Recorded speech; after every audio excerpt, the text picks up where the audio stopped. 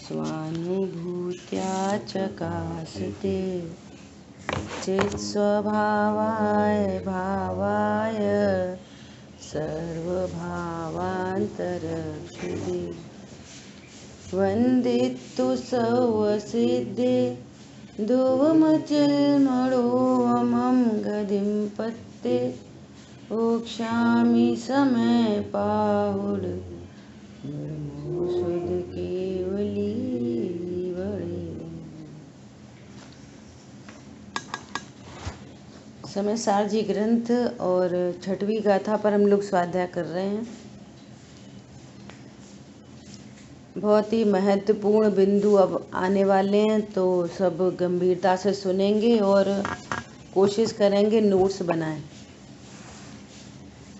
आचार्य भगवान जो ज्ञायक भाव है, ये प्रमत्त भी नहीं होता और अप्रमत्त नहीं होता, इसकी चर्चा करते हुए फिर वापस से कह रहे हैं और अग्नि और दाह्य पदार्थ, इसका उदाहरण देते हुए जो वर्तमान ज्ञान की पर्याय है, इसके जानने की कैसी टेक्निक होती है, उसको ज्ञायक कह के उसका स्वरूप बता रहे हैं। क्या बोला कि जो वर्तमान ज्ञान की पर्याय है, छायोपशमिक ज्ञान जैसे कहते हैं, इसकी जानने की कैसी टेक्निक है, ये किस प्रकार से जानता है,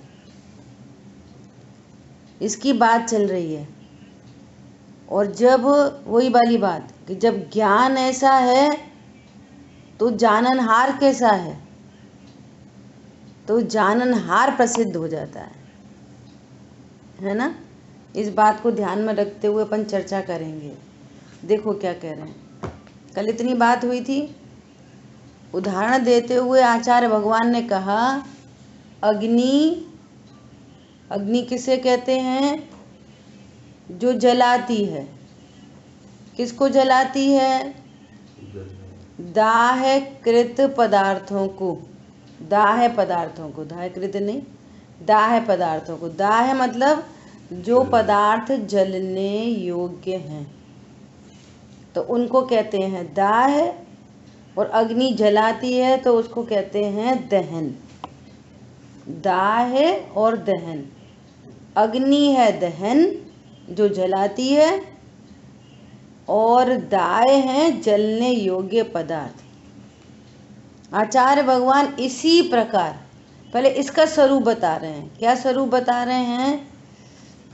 जैसे दाह्यकृत पदार्थ है कंडा, लकड़ी, तो अग्नि पूरी ऐसी गोल दिखेगी। कंडा जलाओगे तो गोल दिखाई देगी, उसके आकार रूप दिखती है, कंडे के आकार रूप दिखती है। आप लकड़ी जलाओगे तो ऐसे लंबी अग्नि दिखाई देगी, ऐसी शेप, है ना। तो वो लकड़ी के आकार रूप दिखाई देगी। एक बात तो ये हो गई। दूसरी बात कि आकार रूप दिखने पर भी कंडा का अग्नि में कुछ भी नहीं है, लकड़ी का अग्नि में कुछ भी नहीं है। इसको आचार्य भगवान कह रहे हैं कि दाह्यकृत अशुद्धता अग्नि में नहीं आती। ये एकदम दृष्टांत हुआ। इससे सब लोगों को स्वीकार है ये दृष्टांत में कि वो अग्नि आकार रूप दिखती है, परंतु जो कंडा है उसका एक भी कण, एक भी अंश अग्नि में नहीं होता। इसी प्रकार आचार्य भगवान कह रहे हैं, उसी प्रकार। तो अग्नि के स्थान पर तो क्या रख रहे हैं? ज्ञायक। जैसे अग्नि जलाती है, ऐसे ही ज्ञायक जानता है। उसी प्रकार से ज्ञायक जानता है। किसको जानता है? कि ज्ञेयों को जानता है ना, ज्ञेय। तो जिसको जानता है उसको कहते हैं ज्ञेय, और जो जानता है उसको कहते हैं ज्ञायक। ज्ञेय और ज्ञायक। अब ज्ञेय की कल अपन ने लिस्ट बनाई थी कि वो ज्ञायक किस किस को जानता है। जैसे अग्नि को बोलो कि अग्नि किस किस को जलाती है, कहते सबको जलाती है, कि सबको नहीं जलाती, अमूर्तिक द्रव्यों को नहीं जलाती, आकाश द्रव्य को नहीं जलाती। या सर्वांग में आकाश द्रव्य, धर्म अधर्म, काल द्रव्य, और अग्नि जल रही है। आकाश द्रव्य जलता नहीं है अग्नि से, नहीं तो आकाश द्रव्य में छेद पड़ गए होते अभी तक। सबके घर में अग्नि जल रही है। आकाश, धर्म, अधर्म और काल द्रव्य, जितने अमूर्तिक द्रव्य हैं, इनको अग्नि नहीं जलाती। एक बात। दूसरी बात, जो पुद्गल द्रव्य हैं, या कंडा, लकड़ी आदि बोल रहे हैं, इनको तो जलाती है कि हाँ इनको जलाती है। और आखिरी में वो राख रह जाती है। राख को कहाँ जलाती है? अगर अग्नि राख को भी जला देती तो फिर वहाँ पर कुछ नहीं बचता, लेकिन राख बचती है। इसका मतलब क्या है? कि अग्नि ने राख को नहीं जलाया। ठीक है। इसी प्रकार यहाँ ज्ञान किसको जानता है? कि ज्ञेय पदार्थों को जानता है। वे ज्ञेय पदार्थ कौन है? तो अगर अपन एकदम शॉर्ट में बात करें कि द्रव्य कर्म, भाव कर्म, नो कर्म, इनको जानता है। ज्ञान किसको जानता है? द्रव्य कर्म, भाव कर्म और नो कर्म को जानता है। अब वो पूरा, जैसे अग्नि आकार रूप दिखाई दे रही है, ऐसे ही यहाँ ज्ञान पूरी तरह से उस ज्ञेयाकार रूप से दिखाई दे रहा है। ज्ञान में ऐसा प्रतिबिंब बन रहा है, ज्ञेय के आकार रूप दिखाई दे रहा है, उसको कह रहे हैं ज्ञेयाकार। ज्ञेय कहाँ है? अब दर्पण से समझेंगे इस बात को कि ये दर्पण और यहाँ पदार्थ है ना। कल अपन दृष्टांत लिया मोर का, कि ये दर्पण है, ये मोर है, और मोर इसमें झलक रहा है। तो कैसा झलक रहा है? एकदम हूबहू जैसा मोर है। जैसे मोर मान लिया ब्लू कलर का, ग्रीन कलर का है मोर, तो यहाँ पे लाल रंग का नहीं झलकेगा, काले रंग का नहीं झलकेगा, एकदम उसी के आकार रूप झलक रहा है। जैसे उसका शेप साइज है मोर का, हूबहू झलकेगा, एकदम हूबहू इधर दर्पण में। तो दर्पण में कौन है? दर्पण में कौन है? बोलो। दर्पण में ज्ञेय है? दर्पण में ज्ञेय है कि दर्पण में मोर है, कि मोर का आकार है? दर्पण में कौन है? मोर। दर्पण में मोर है? बोलो। दर्पण में कोई मोर है नहीं। दर्पण में कोई मोर नहीं है। दर्पण में क्या है? मोर का आकार है, एकदम सेम शेप, साइज, कलर सब एकदम हूबहू झलक रहा है दर्पण में। तो इसको क्या बोल रहे हैं? दर्पण का शेप, साइज दर्पण का प्रतिबिंब है, सॉरी मोर का प्रतिबिंब है। तो वो मोर के प्रतिबिंब को क्या कह रहे हैं? ज्ञेयाकार। यहाँ ज्ञान के एंगल से क्या बोल रहे हैं? बोलो बोलो। गे है पर वस्तु, मुझ ज्ञान के लिए गे तो है एकदम भिन्न पर वस्तु, उसको कहते हैं गे। चेतन अचेतन पदार्थ वे गे, जिसको कहते हैं नो कर्म। शरीर झलक रहा है, वो शरीर क्या है? नो कर्म। और राग आदि भाव झलक रहे हैं, वे राग आदि भाव क्या है? भाव कर्म। और ये हूबहू ज्ञान में एकदम झलक रहे हैं। तो आचार्य भगवान क्या कह रहे हैं कि ऐसा होने पर भी गे कृत अशुद्धता नहीं है। जैसे दर्पण में मोर कृत कोई अशुद्धता नहीं है, दर्पण में मोर है ही नहीं है, तो फिर दर्पण में क्या है? तो कह रहे हैं मोर का आकार है। मोर तो बाहर है, और दर्पण में कहाँ घुस गया वो मोर? तो बाहर जो चीज है उसको कह रहे हैं गे, और अंदर जो प्रतिबिंब बन रहा है उसको कह रहे हैं गेयाकार। ठीक है, क्लियर? अब उसको कह रहे हैं कि जो गेयाकार है वो किसकी रचना है? Made by. वो गेयाकार मेड बाई। दर्पण में जो मोर है वो किससे निर्मित है? दर्पण से ही निर्मित है। उसमें बाहर वाले मोर का कुछ भी नहीं है, नथिंग। वो दर्पण से निर्मित है। तो दर्पण से निर्मित को क्या बोलते हैं?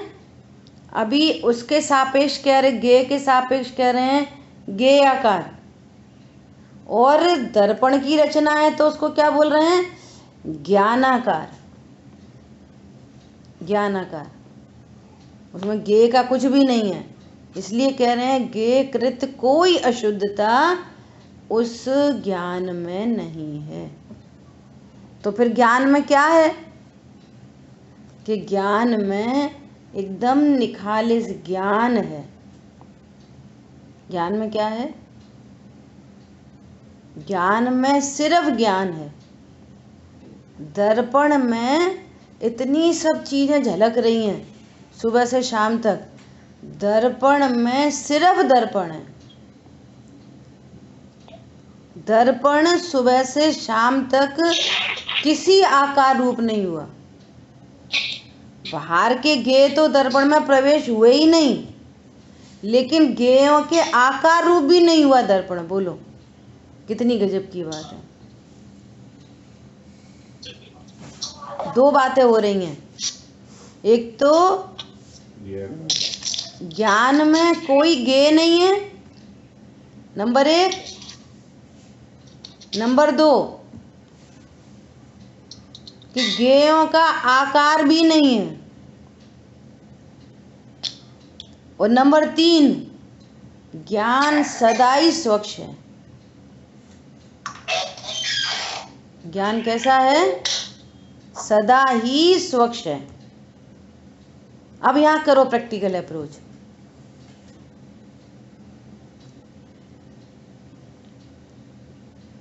मुझ ज्ञान सिंधु में रे बस ज्ञान ही ज्ञान भरा,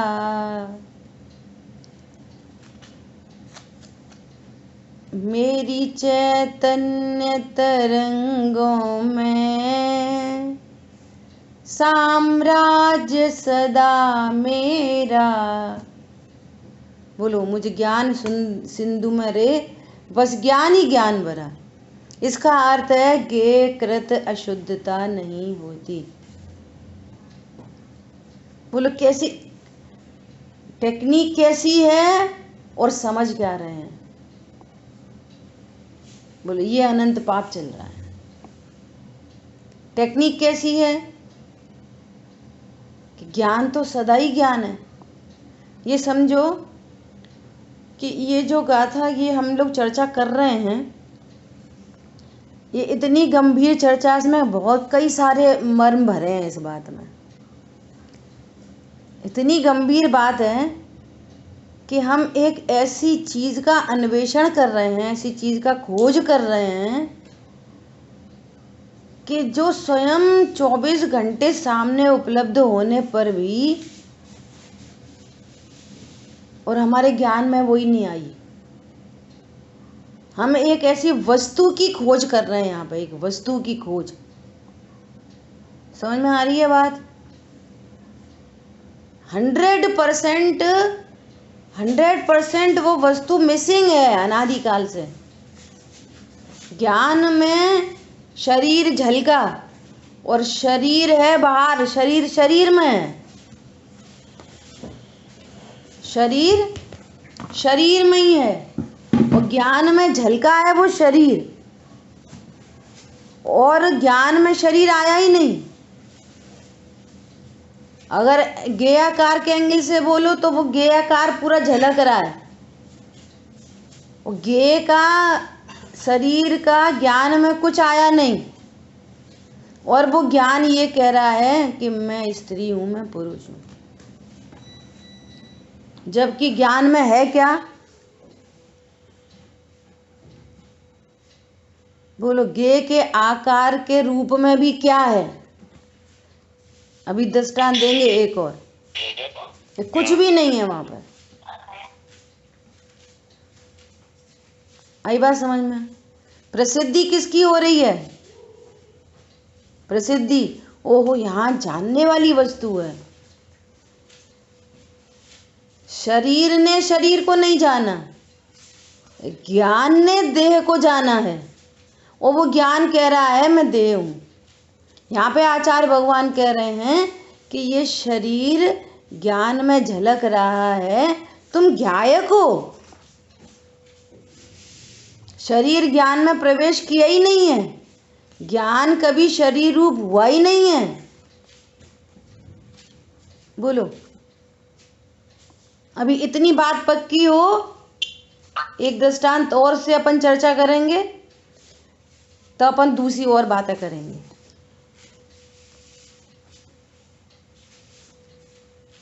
जब ज्ञान में शरीर है ही नहीं, तो शरीर की क्रिया, अच्छी क्रिया, बुरी क्रिया, कम ज़्यादा, लाभ हानि, बोलो सारी बातें खत्म हो जाती हैं। जब ज्ञान में देह है ही नहीं, अर्थात मैं शरीर हूं ही नहीं। छैडाला जी में लिखा है ना, जल पैजो जियतन मेला, पे भिन्न भिन्न नहीं बेला। जब दूध पानी की तरह, दूध और पानी जैसे मिले हैं, ऐसे ही यहाँ पर जियतन, जिय मतलब आत्मा और तन मतलब शरीर, ऐसे दूध पानी की तरह मिले हैं। देखो क्या शब्द है, मिले हैं, और तो भी भिन्न भिन्न नहीं भेला। इसका मतलब मिले नहीं है, कोई किसी में मिलता ही नहीं है। यहाँ तो खोज हो रही है। क्या खोज हो रही है? कि इस ज्ञान में देह झलक रही है और ज्ञान जान रहा है, तो मैं जानने वाला पदार्थ हूं, न कि मैं देह हूं।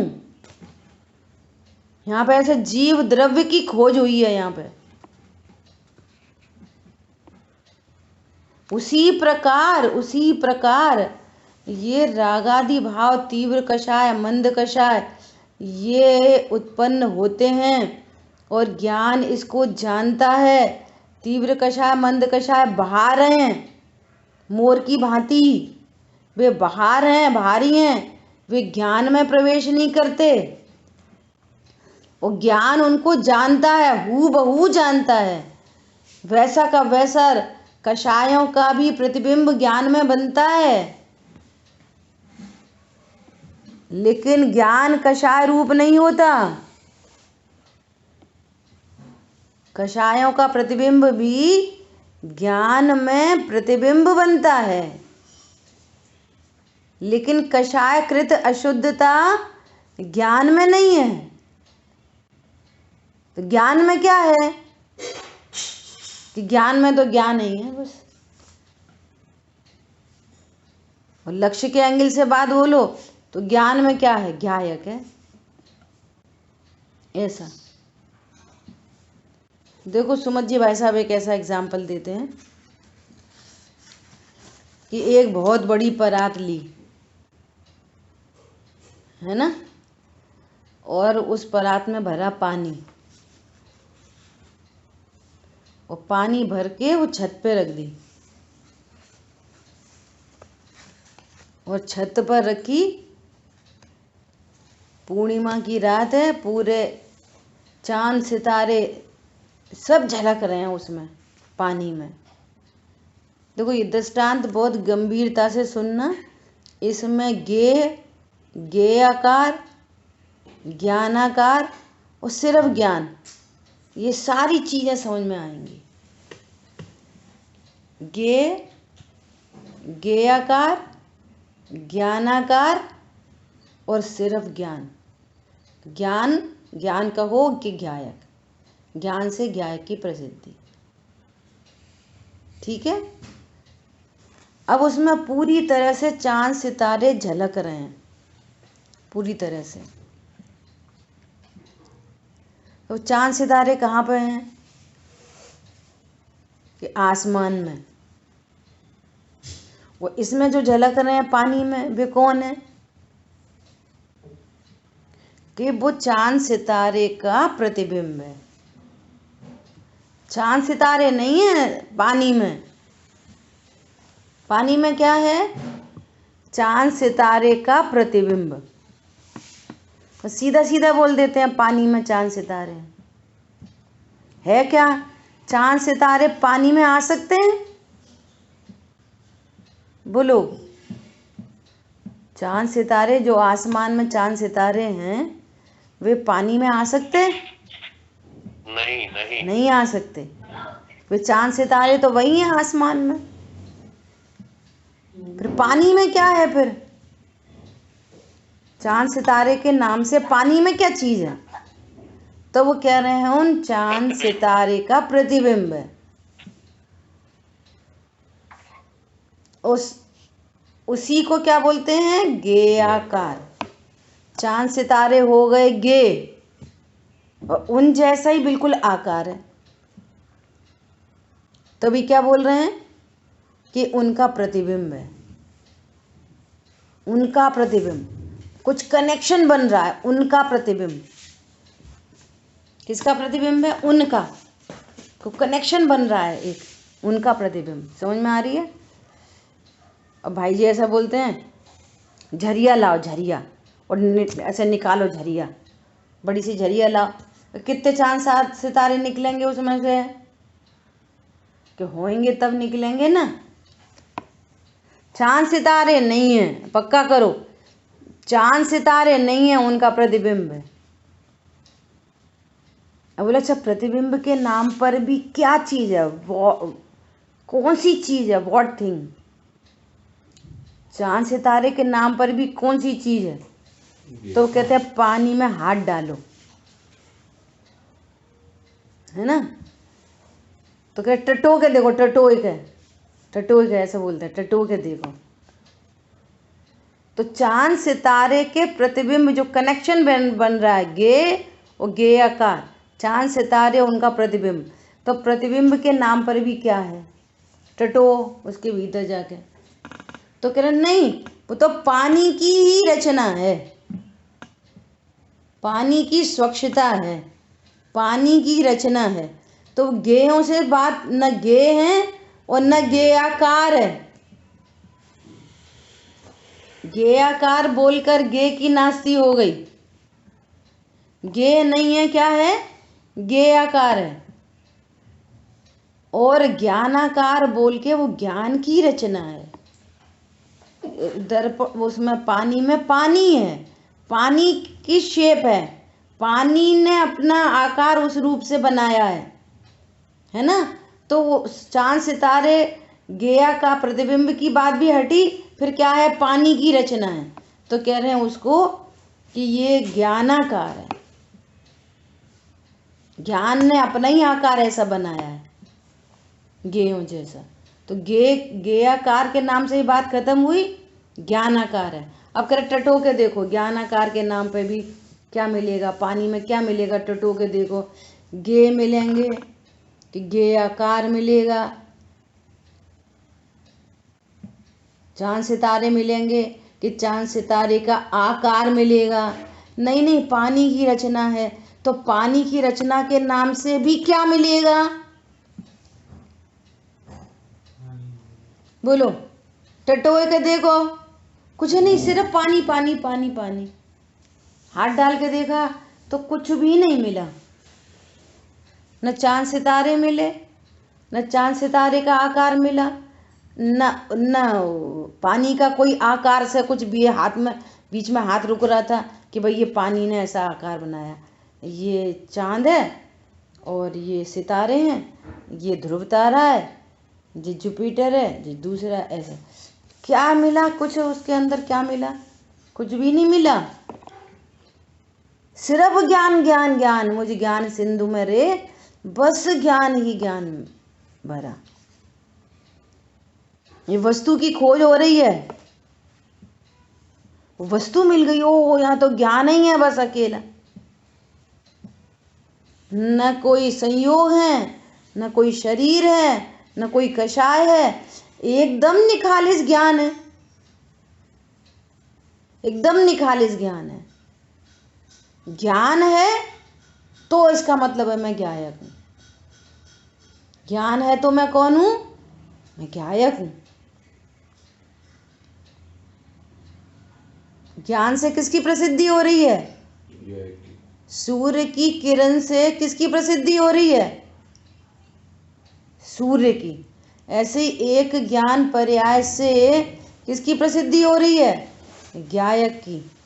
तो इस ज्ञान को ही ज्ञायक कह दिया, इसलिए वहां तो कंफ्यूज नहीं होना बिल्कुल, क्योंकि जानने वाला ज्ञान है, ये जानने की टेक्निक बताई जा रही है। और जहाँ जानने वाला है वहाँ जाननहार है, जानने वाले से चर्चा चलेगी, तुम जाननहार को समझना। और जानने वाले की जानने की क्या प्रोसेस होती है वो यहाँ आचार्य भगवान समझा रहे हैं, वो उसको ही ज्ञायक के नाम से समझा रहे हैं। बोलो, बात क्लियर हो गई। इसका नाम है कि आज मुझे पता चला, देखो आंख बंद करो, सब लोग आंख बंद करो, और जिसका जो मंदिर है, जिसका जो मंदिर है, जो जिस मंदिर में रोज जाता है, उस मंदिर की जो मूल नायक भगवान की प्रतिमा है, उस मूल नायक भगवान की प्रतिमा को देखो, देखो दिख रही है सबको, अपने अपने मंदिर की प्रतिमा जी दिख रही हैं, मूल नायक भगवान। हमको गोपाचल के पार्श्वनाथ भगवान दिख रहे हैं ऊपर वाले। तो बोलो वे पार्श्वनाथ भगवान की प्रतिमा तो वहां है, और मेरे ज्ञान में क्या है, उस पार्श्वनाथ भगवान की प्रतिमा का प्रतिबिंब, पार्श्वनाथ भगवान की प्रतिमा का प्रतिबिंब है। तो इसको क्या बोल रहे हैं, पार्श्वनाथ भगवान की प्रतिमा हो गई गे, और मेरे ज्ञान में एग्जैक्टली सेम जो गेयाकार बन रहा है, उस प्रतिमा का जो प्रतिबिंब बन रहा है, उस प्रतिबिंब को कह रहे हैं गेयाकार। गे तो नहीं है मेरे ज्ञान में, गे तो नहीं है, इन गेयाकार है। अब गेयाकार जो भगवान की प्रतिमा जो ज्ञान में प्रतिबिंबित हो रही है, वो किससे बनी हुई है उसकी, वो तो पत्थर की प्रतिमा जी हैं, वो पत्थर से निर्मित है। और मेरे ज्ञान में जो प्रतिमा है वो किससे निर्मित है? बोलो। वो ज्ञान से निर्मित है। इसका मतलब कि वो ज्ञान का आकार है, उसमें ज्ञेयाकार नाम की भी कोई चीज नहीं है। क्या है? वो ज्ञान की रचना है, तो उसको कह रहे हैं ज्ञानाकार। आ रही बात समझ में? और जो ज्ञानाकार है वो उस रूप हो गया कि अभी अभी किसी और को जान लिया, फिर किसी और को जान लिया। अभी पार्श्वनाथ भगवान की प्रतिमा दिख रही थी, फिर बगल में एक झाड़ है, बहुत बड़ा पेड़ है, वो पेड़ देखने लग गया। फिर झरना बह रहा है, वो झरना दिख रहा है। तो ज्ञान किसी ज्ञानाकार रूप भी होता है कि नहीं, कि वो ज्ञान ही ज्ञान बना रहता है। ओहो, यहाँ पर न ज्ञेय है, न ज्ञेयाकार है, न ज्ञानाकार है। मुझ ज्ञान सिंधु में रे बस ज्ञान ही ज्ञान है, ज्ञान ही ज्ञान है, अकेला ज्ञान है, अकेला ज्ञान है। ज्ञान है, वहीं पर ज्ञान गुण है। ये ज्ञान पर्याय किस में से उत्पन्न होती है? जीव द्रव्य में से, कि श्रद्धा गुण में से, कि चारित्र गुण में से। जो प्रति समय एक ज्ञान की पर्याय उत्पन्न होती है प्रति समय, वो किस में से आती है? जीव द्रव्य में से, श्रद्धा गुण में से, कि चारित्र गुण में से? बोलो। ऋषभ जैन हो कि नहीं?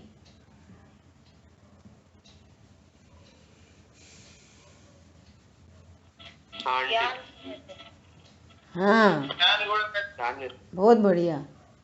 ज्ञान गुण में से वो पर्याय आ रही है, न जीव द्रव्य से, न श्रद्धा गुण से, न चारित्र गुण, ज्ञान गुण से।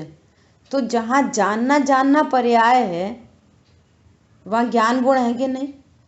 ज्ञान गुण से आ रही है। ज्ञान गुण से, जहाँ ज्ञान गुण है, आचार्य भगवान बता रहे हैं कि जहाँ ज्ञान वहाँ सहभावी रूप से अनंत गुण रहते हैं। अकेला ज्ञान गुण नहीं रहता। कितने गुण रहते हैं? अनंत गुण। और अनंत गुणों के पिंड को द्रव्य कहते हैं। तो यहाँ खोज हो गई, मैं जीव द्रव्य हूँ, खोज हो गई। आ रही बात समझ में? और कैसा जीव द्रव्य हूँ? कैसा जीव द्रव्य हूँ कि ज्ञान में किसको भी जानूं। जीव द्रव्य तो जीव द्रव्य ही बना रहता है। आचार्य भगवान अभी एक उदाहरण और देंगे। जीव द्रव्य कैसा बना रहता है? जीव द्रव्य बना रहता है। इसका अर्थ है कि वो किसी ज्ञेय को जाने, उसमें ज्ञेय कृत अशुद्धता आती ही नहीं। बोलो, कितनी गजब बात है कि मैं आज तक अपने को देह जानता रहा, स्त्री पुरुष जानता रहा, जबकि मेरे ज्ञान में, अर्थात मैं कभी स्त्री पुरुष रूप हुआ ही नहीं। अकेली झलकन से मैं ये समझ रहा हूँ मैं स्त्री हूँ, मैं पुरुष हूँ। देह की आयु बदल रही है, तो उस आयु को देखकर मैं ऐसा समझ रहा हूँ कि मैं 55 साल का हो गया, मैं 60 साल का हो गया, और मैं अनादि अनंत हूँ। बोलो, मेरे ज्ञान में कौन सी देह है? कौन सी देह है मेरे ज्ञान में? देह बाहर बाहर है, ज्ञान में देह का ज्ञेयाकार है। कौन से? जहां देह अपनी नहीं, तहां ना अपनों को। बोलो, कौन से पत्नी बच्चे मेरे हैं? कौन से पत्नी बच्चे मेरे हैं? बोलो। वो ऐसा एक फनी सा उदाहरण है ना, कि बहुत भीड़ थी, ट्रेन में चढ़ना था, जनरल कंपार्टमेंट था, रिजर्वेशन हुआ नहीं था। तो लोग कैसे चढ़ते हैं जनरल कंपार्टमेंट में? वो अपने रूमाल रख देते हैं, कोई तौलिया रख देता है, हमारी सीट हमारी सीट। फिर जाके घुस के बैठ जाते हैं, विंडो से रख देते हैं तौलिया, गिलास रख देगा कोई, जो होएगा वो रख देगा। विंडो से घुस के अपनी सीट पे बैठने लगे। अपनी तौलिया हटाई, अपना रूमाल हटाया, बैठ गए। तो एक आदमी आया, वो बोला उठो उठो उठो, तुम कैसे बैठ गए? तो बोला मैंने अपना रुमाल रखा था, मैंने सीट घेरी थी। तो बोले तूने रुमाल रखा, मैंने तुझसे पहले देखी थी। यही समझ में, तो मेरी सीट हो गई। समझ में आ रही है? बस मैंने देखा, मैंने जाना, मेरा हो गया। आप विश्व व्यवस्था देखो, विश्व की व्यवस्था, चर्चा मुझे बहुत सारी चर्चा करनी है। विश्व की व्यवस्था देखो कि बादल उड़ रहे हैं, बादल उड़ के एक जगह इकट्ठे हो गए, कंडेंस हो गए, बारिश हो गई। सूरज वहां से वहां मूव हो रहा है, ऐसा जो कुछ भी हो रहा है ना? तो बोलो इन सब चीजों को कौन कर रहा है? कौन, किसके द्वारा ये सब गाइडेड है? कैसे कैसे फल फ्रूट बन रहे हैं? बोलो तुमने किसको बनाया, पाइनएप्पल को कि तुमने नारियल में अंदर पानी भरा? बोले लीची देखो कैसी आती है, कैसा एकदम पल्प, कैसा अभी सीताफल आ रहे हैं। आप देखो ना प्रकृति में कौन कर रहा है, कौन किसका है, कौन किसका है? जहाँ पर एक बीज होगा वहीं पर दूसरा बीज होगा, तो दूसरा बीज क्या बोलता है? ये मेरा भाई है, ये मेरी बहन है। आम का पेड़ कह रहा है नींबू का पेड़ मेरा भाई है। विचार करो कौन कर रहा है ये सब प्राकृतिक व्यवस्थाओं को। बिल्कुल उसी प्रकार से ये सब पुद्गल की रचना, सब पुद्गल का सब जो कुछ दिखाई दे रहा है, सेम टू सेम आपके घर में जो सोफ़ा आया है, आपके घर में जो गैस आई है, आपके घर में जो ज्वेलरी आई है, ये सब अनंत पुद्गल परमाणु मूव हो रहे हैं, जैसा बादल मूव हो रहा है। तुमको अकेला एक वहाँ विकल्प आया, तुम्हारे को अकेला भ्रम हो रहा है, ये हमने पसंद करके लाए। जो धन संपदा जिसको बोल रहे हो ना, ऐसे ही ये पुद्गल मूव हो के ऐसे करके आ रहे हैं। वो तो बहुत पैसा कमाते हैं, हम तो कम कमाते हैं। देखो कहीं पर बहुत बारिश होती है, बाढ़ आ जाती है, और कहीं पर सूखा पड़ा रहता है। कहाँ हो रहा है सब नेचुरल एक जैसा? सारे पुद्गल का परिणाम है ये टोटल, और ज्ञान में झलक रहा है, और तुम्हारे ज्ञान से झलकते हुए वो आया, और तुम कहते हो हम लाए, जी हमारा है, हमने कमाया, हमने धमाया। भैया आचार्य भगवान कह रहे हैं कि मैं एकत्व विभक्त आत्मा को दर्शाऊंगा। जिस एकत्व विभक्त आत्मा को जानकर तुम्हारा अनादि का मोह मिटेगा, और मोह मिटेगा, भ्रम मिटेगा, तो शांति होगी परिणति में। यही शांति का उपाय है। बोलो कौन कौन तुम्हारा है? जिसको हम कह रहे हैं लड़की हम पसंद करके लाए, वो पसंद करके नहीं लिया है, वो ऐसी हवा में आई है। अब वो कोई सुंदर है, कोई गोरी है, कोई काली है, कोई मिर्ची हरी है, कोई लाल है, कोई तीखी है, कोई कम तीखी है, कोई खट्टा है, कोई मीठा है। ये पूरा स्पर्श रस गंध वर्णमयी पुद्गल का सारा दिखाई दे रहा है नाटक। ऐसे ही ये संयोग इकट्ठे होते हैं कहीं कहीं से आके, और कहीं कहीं से आके चले जाते हैं फॉर वेरी शॉर्ट टाइम के लिए। फॉर टाइम बीइंग एक संयोग होता है, और इस संयोग में वो जीव भ्रम से कहता है मेरी पत्नी है, मेरे माँ बाप हैं, मैं जन्मा हूँ, मैं मर जाऊँगा, मैं इनको संभालता हूँ, इनकी केयर करता हूँ, इनकी केयर कैसे करनी चाहिए, उनको क्या करना चाहिए, सेमिनार चल रहे हैं, मीटिंग चल रही हैं। भैया कुछ नहीं है, मुझ ज्ञान सिंधु में रे बस ज्ञान ही ज्ञान भरा। 24 घंटे जानने वाला है ज्ञान, और उस ज्ञान में जो स्वयं ज्ञायक है वो ज्ञायक ही मिसिंग है पूरा का पूरा, और जो ज्ञेयकार बन रहे हैं वह ये मैं हूँ, ये मेरे हैं, ये मेरा है, वो मेरा है। तुमने हमारी चीज़ छू ली, तुमने हमारी ले ली, उनने हमें अपनी नहीं दी। भैया तुम्हारे ज्ञान में कौन सी चीज़ आ गई? बोलो इनने हमें खाने को नहीं दी, तुम्हारे ज्ञान में क्या आ गई? अभी बहुत टेक्निक है समझने की कि आइसक्रीम खाते हैं तो फिर मज़ा तो बहुत आता है, तो फिर मज़ा कैसे आया? ये दूसरा चैप्टर खुलेगा चारित्र गुण की पर्याय का, उसकी चर्चा भी करेंगे। हरी बात ख्याल में है। अब देखो, स्वरूप नहीं समझने पर कैसे तो राग द्वेष होते हैं और कैसे राग द्वेष मिटते हैं। स्वरूप नहीं समझने पर कैसे तो राग द्वेष उत्पन्न होते हैं, और राग द्वेष उत्पन्न हुए अर्थात दुख, और राग द्वेष उत्पन्न हुआ अर्थात कर्म बंधन हुआ, और कर्म बंधन हुआ तो फिर संसार परिभ्रमण हुआ। ये फालतू का विसंवाद खड़ा हो गया, एकदम सेंसलेस। ये विसंवाद कह के आ गए आचार्य भगवान इसको। और स्वरूप समझा किया कुछ नहीं, नथिंग टू डू। जैन धर्म में करने का कुछ काम ही नहीं है। क्यों नहीं है करने का काम? बोलो कौन आंसर देगा? जैन शासन में कुछ करने का कार्यक्रम क्यों नहीं है? जल्दी बोलो। क्योंकि ज्ञान ज्ञान ही रहता है, ज्ञान कोई करता या भोगता नहीं है। बहुत बढ़िया।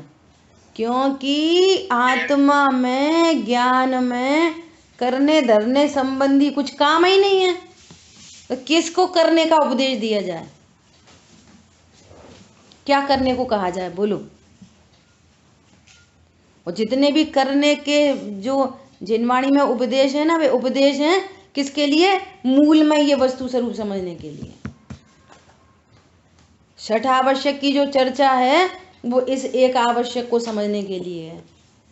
तुम भैया पूजा के नाम से स्वरूप समझो, गुरु के नाम से स्वरूप समझो, शास्त्र के नाम से स्वरूप समझो, तप के नाम से स्वरूप समझो, दान के नाम से स्वरूप समझो, स्वाध्याय के नाम से स्वरूप समझो। ये स्वरूप समझो, मुझे ज्ञान सिंधु में रे बस ज्ञान ही ज्ञान भरा। मेरा ज्ञान विक्रिया को प्राप्त नहीं होता।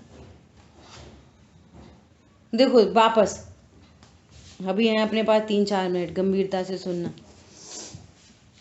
जो बच्चा ऐसे पानी के स्वरूप को नहीं जानता कि पानी का स्वरूप है कि उसमें पदार्थ झलक जाते हैं, तो वो उस चांद सितारे को देख देख के खुश होता है। पहले क्या बोलता है? ओ मेरे घर में चंदा मामा आ गए, मेरे घर में ध्रुव तारा आ गया।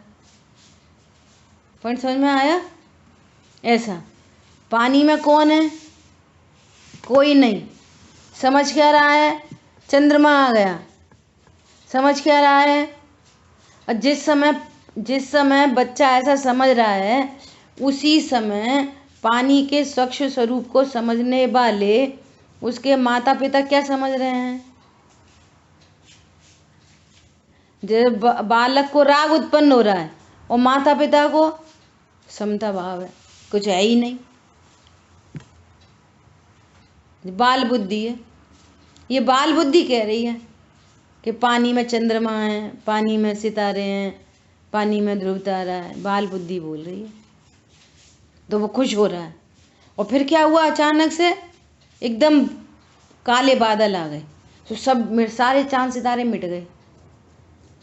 अब रोने लगा, और चंदा मामा चला गया, चंदा मामा चला गया, मम्मी चंदा मामा चला गया, ध्रुव तारा चला गया। अब दुखी हो रहा है। पहले चांद सितारे देख के क्या हो रहा था? खुश हो रहा था। और अब काले बादल को देख के क्या हो रहा है? दुखी हो रहा है। और फिर एक उल्लू झलक गया उसमें, उल्लू उड़ता हुआ आया, सो उल्लू जला। अब तो भयभीत हो गया। प्रश्न है कि ये खुशी, ये दुख, ये भय क्यों उत्पन्न हो रहा है उस बच्चे को? और जो उसके माता पिता खड़े हैं, न वे पहले खुश हो रहे थे, न फिर बाद में दुखी हुए, और न भयभीत हुए। बोलो ये घटनाएं कैसे घट रही हैं? उसी स्थिति परिस्थिति में एक सुखी दुखी हो रहा है और उसी स्थिति परिस्थिति में एक एकदम समता भाव भीतर आइए। बोलो क्या करना है, बोलो क्या करना है। अपने स्वरूप में स्वरूप को जानना है, सिर्फ एक अपने गायक भाव को। बस एकमात्र स्वरूप को जानना है कि मेरा स्वभाव कैसा है। इस स्वरूप को नहीं जाना, अनंत पाप, अनंत पाप, अनंत बंध, और अनंत बंध का फल है निगोद। अनंत फल का क्या, अनंत पाप का फल क्या है, निगोद। और ये जो परिणाम है ना, छल कपट मायाचारी क्रोध बहुआरम परिग्रह, है ना, पूजा पाठ के, व्रत दया दान के, इनका फल तो है 4 गति।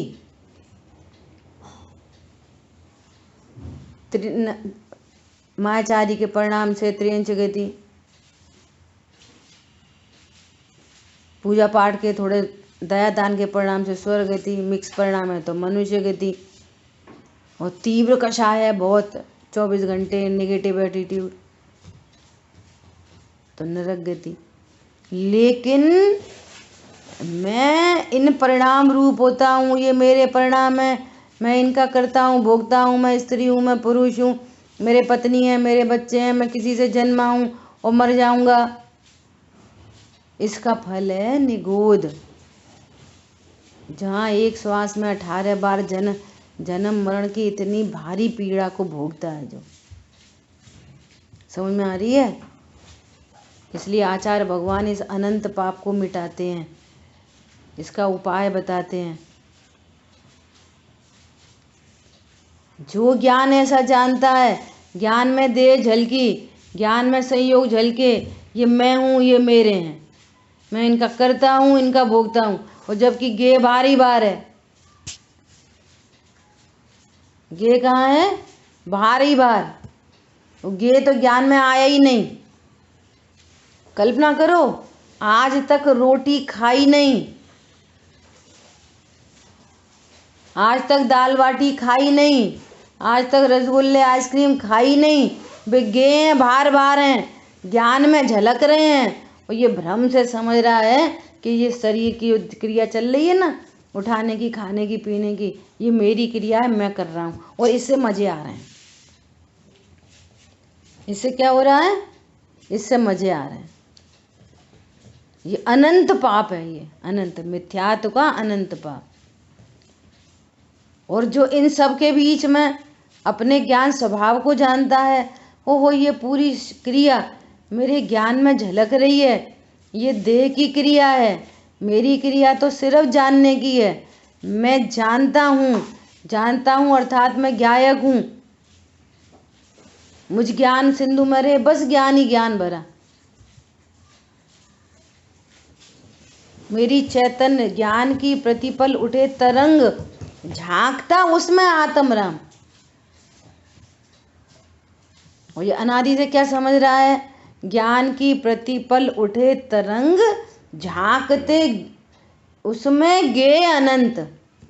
तो अनंत गेयों को देख देख कर, अनंत गेयों से किसी से राग, किसी से द्वेष, तो अनंत पाप। और ये राग द्वेष से कोई नहीं बचा सकता। और जब वो ज्ञान ऐसा जानता, ओहो मेरे ज्ञान में तो सिर्फ ज्ञान है, एकदम शुद्ध निखालिस ज्ञान। अब ये ज्ञेयकृत अशुद्धता नहीं आती, इसकी चर्चा अपन कल करेंगे। दूसरी चर्चा क्या करेंगे, क्या करने वाले हैं कि अभी बात ली थी कि वो ज्ञान की पर्याय किस में से उत्पन्न हो रही है, कि ज्ञान गुण से वो एक पर्याय प्रति समय उत्पन्न हो रही है। हम समझ रहे हैं कि ज्ञेयों से ज्ञान हो रहा है, ये एक और नया पॉइंट है कि ज्ञान ज्ञेयों से नहीं हो रहा, वो ज्ञान अपनी पर्याय को लेके उत्पन्न हो रहा है, अपने आकार को लेके स्वयं ही उत्पन्न हो रहा है, वो आकार पर में से नहीं आया। एक गजब का पॉइंट है, टेक्निकल एकदम। देखो लास्ट बात कह के अपन ड्रॉप कर रहे हैं इसी बात को।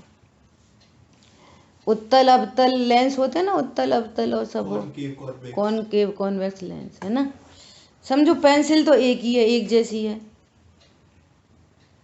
अब कॉन्वेक्स लेंस में कैसी दिखेगी और कॉनकेव लेंस में कैसी दिखेगी? पेंसिल तो एक जैसी है। इसका अर्थ क्या है? ज्ञेय से ज्ञान नहीं होता, ज्ञान की योग्यता से ज्ञान होता है। पॉइंट समझ में आ रहा है? जैसा दर्पण है वैसा प्रतिबिंब बनेगा, बाहर की चीज के अनुसार प्रतिबिंब नहीं बनता। क्या बोला? जैसे ज्ञान की पर्याय की योग्यता है ना, वैसा ज्ञेयाकार बनता है, बाहर के अनुसार नहीं बनता। अभी तो साइंस, बाहर की साइंस प्रूव कर रही है, अंदर तो कलाकारी बहुत है। दर्पण के सामने पहले पेंसिल आएगी तो पेंसिल झलकेगी, फिर पेपर आया तो पेपर झलका, फिर मोबाइल आया तो मोबाइल झलका, ऐसा ऐसा। लेकिन यहाँ ज्ञान स्वभाव में जितने ज्ञेय बनने हैं वे अनादि अनंत फिक्स हैं, उनकी अदला बदली नहीं होती।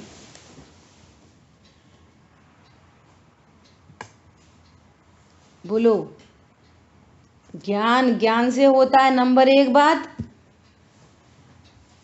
देखो अजय भैया का अंगूठा आ गया। नंबर एक बात, ज्ञान ज्ञान से होता है, ज्ञेय से नहीं होता। नंबर दूसरी बात, जितने ज्ञान में ज्ञेयाकार बनने हैं वो एकदम फिक्स हैं, कब कौन सा बनेगा इसकी कोई अदला बदली नहीं कर सकता, हेर फेर नहीं हो सकता, ना इंदोवा न जिनिंदोवा। अद्भुत बातें हैं। स्वरूप को समझने पर ऐसी अद्भुत शांति मिलती है कि वहां पर दुखी होने का अवकाश ही नहीं रहता। आज भाव बहुत हैं, सो हर बार बोल रहे हैं आखिरी बात। अब सचमुच में आखिरी बात, सचमुच की आखिरी बात। आखिरी बात सब सचमुच की क्या है कि एक तो है ज्ञान में बराबर से तत्व निर्णय होना। ज्ञान में क्या होना? एक तो है निर्णय की शांति।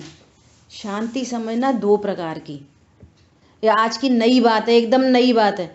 और इस बात को समझ गए ना तो समझ लो बेड़ा पार हो गया। एकदम नई बात है ये। क्या नई बात है? कि ऐसा हम सब स्वरूप जान रहे हैं ना, तो स्वरूप समझ के ज्ञान की शांति। एक क्या है? ज्ञान, श्रद्धान कह लो, है ना। ज्ञान स्वरूप समझ रहा है, वो सच्चे स्वरूप समझने की शांति। और एक सच्चा स्वरूप समझकर फिर दूसरी घटना घटती है कि दूसरी घटने का कषायों के अभाव पूर्वक शांति। एक तत्व निर्णय की शांति और एक अभाव पूर्वक शांति। इसको बात को कैसे समझें? ऐसे समझें कि एकदम रिश्ता फुल फाइनल पक्का हो गया। क्या फाइनल हो गया?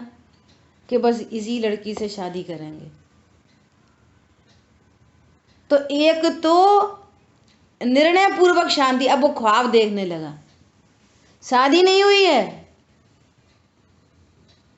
वो घर में नहीं आई है अभी। पॉइंट समझ में आ रहा है? ये निर्णय की। अब अनंत लड़कियां, एक उनकी बात चली थी, उनकी वाले, वो मोटी थी, वो पतली थी, वो गोरी थी, वो पढ़ी लिखी थी, वो नहीं पढ़ी लिखी थी, सारे विकल्पों की छुट्टी हो गई एक डिसीजन से। समझ में आई बात? एक निर्णय की शांति। और फिर अब वो जब घर में आएगी, रहेगी, खिलाएगी पिलाएगी, भोगेंगे, वो भोग करेंगे वगैरह वगैरह, वो शांति। समझ में आ रही है? ऐसे ही ये तत्व निर्णय की शांति। अभी यहाँ अनादि कर्म के संबंध से, कषाय समूह की विचित्रता से या राग आदि भाव उत्पन्न हो रहे हैं। अब तुम ये राग आदि भाव को नहीं देखना, इस निर्णय की रक्षा करना। ओहो, मैंने स्वरूप को समझा है, हाँ मैं तो यहाँ त्रिकाली ध्रुव हूँ, मैं तो भगवान आत्मा हूँ। हम अपने को देह समझ रहे थे, मैं तो भगवान आत्मा हूँ। अब इस निर्णय पूर्वक अब कषाय 4 प्रकार की हैं, सो अनंतानुबंधी मिटेगी, अप्रत्यख्यान मिटेगी, प्रत्यख्यान मिटेगी, संजुलन मिटेगी। तो ये कषाय के मिटने पूर्वक शांति, ये कार्य प्रकट होगा। और ये क्या है? ये कारण है, ये इन सब का बाप है, ये निर्णय। समझ में आ रही है? जिसको निर्णय में निश्चिंता है एकदम, ओहो आज स्वरूप समझ में आ गया। ज्ञान की तरफ से निश्चिंता, ज्ञान की निश्चिंता अलग है और चारित्र की निश्चिंता अलग है। ये उस कषाय के अभाव पूर्वक उत्पन्न होती है। और अभाव कब होता है? जब एक निर्णय होता है। कल दादा के प्रवचन में शाम को बहुत आ रही थी ये वाली बात, और अमित भैया रोज ही बोलते हैं। आ रही बात समझ में? ये डिसीजन, आज आप निर्णय करो, इस वस्तु की खोज करो कि मैं ये पुद्गलात्मक वस्तु हूँ कि यहाँ हर समय जानन स्वभाव मौजूद है, तो मैं जीव नाम की कोई अन्य वस्तु हूँ। सोल सोल सब बोल रहे हैं, सब बोल रहे हैं सोल। वो कौन है सोल? वो एकत्व विभक्त आत्मा कौन है? वो बोलो, यहाँ अकेली बॉडी होती तो यहाँ कौन बोल रहा सुन रहा होता? देहांत हो गया, जीवांत नहीं हुआ। गजब की बात है। ठीक है, शेष चर्चा आगे करेंगे। जिन वाणी के ज्ञान से सूझे लोकालोक, सो वाणी मस्तक नमो सदा देत हूँ दो। बोलिए द्वाशांगमयी जिनवाणी माता की जय। जय गिरीन्द्र सभी को।